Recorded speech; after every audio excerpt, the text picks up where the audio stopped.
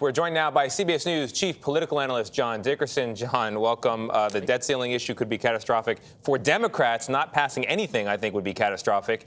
What's going on with these bills?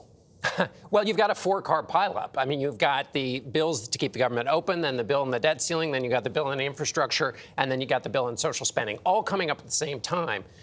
What's happening last night that had everybody there late into the night and that's been on pause is a debate within the Democratic Party. The other two are debates within Republicans and Democrats. But this is a debate within the Democratic Party about the priorities of the Democratic Party, which makes it a little bit different. We're used to debates in Washington where, depending on the jersey you wear and the team you're on, it seems all pre-cooked. This is a debate within a party. Everybody's wearing the same jersey. It's a family debate. And this is what happens with legislation. It's messy. There are serious things at stake. And that sometimes looks real messy, and we're all watching the messiness. But as you point out, it is different because there is a fracture within the Democratic Party on this. It was a self-imposed deadline last night.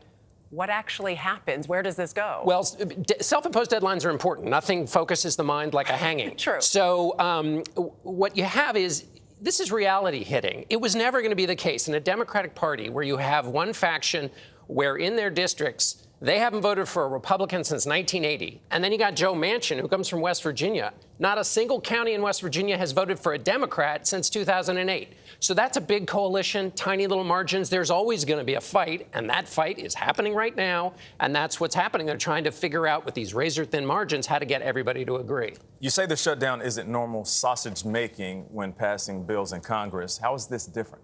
Well, I always wonder if the sausage-making people want to come in and say, hey, wait a minute, we do it much more cleanly than this.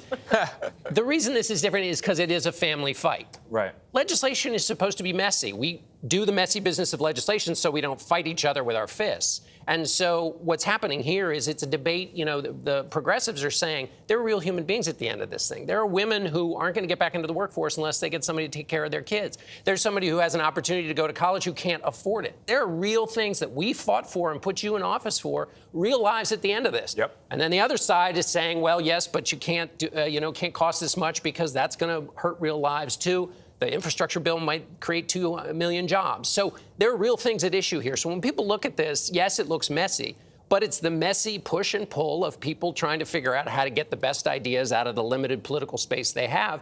And that's what the whole system was set up. You sound like you like it, John. I know. I was going to say, people at home are so frustrated. Yeah. Well, it's frustrating, sure, because you want stuff to happen quickly. But this is different than the normal frustration, right? And new frustration. It's different, but it's also the frustration that was built into the system, right, that it's going to be messy and long. Now, if it gets to nothing and they get nowhere, then people have frustration. One of the papers said it was a humiliation for the president. We're a couple of stops away from humiliation. Couple stops away. If they pass something today, right, that's a pretty short humiliation, and you get progress. And especially if you pass something, memories are very short. That's right. Very, very short. John, right. Thank you. Good to see you. Good to see you.